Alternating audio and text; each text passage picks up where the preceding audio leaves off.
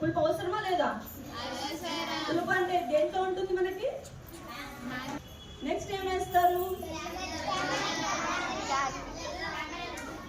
జామెన్ వేస్తారా బెల్లం వేస్తారా? తీపి ఇష్టం కదా మనకి. బెల్లం, అదిగో బెల్లం వేస్తున్నారు చూడండి అందరు.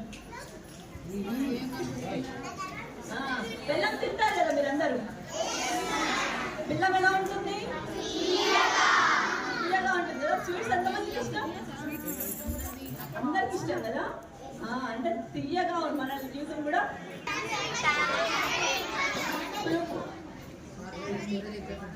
చింతపండు, చింతపండు కూడా పుల్లగా ఉంటుంది కదా. మరి మామిడికాయ కూడా పుల్లగా ఉంటుంది కదా. మరి రెండింటికి తేడా ఏంటి? ఎందుకు వేస్తాం?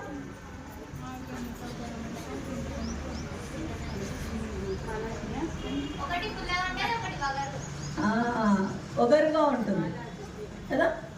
అటు పుల్ల కాదు తీయ కాదు, రెండు మధ్యలో ఒగరుగా ఉంటుంది. అందుకని మామిడికాయ వేస్తాం. చింతపండు ఏమో పుల్లగానే ఉంటుంది. ఒక చింతపండు కూడా వేసేసారు. ఇంకా నెక్స్ట్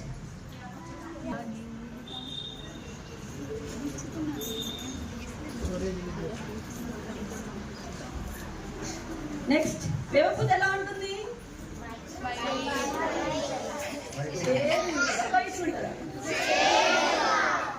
చేదు ఉంటుంది కదా. మరి చేదు అవసరం మనకి?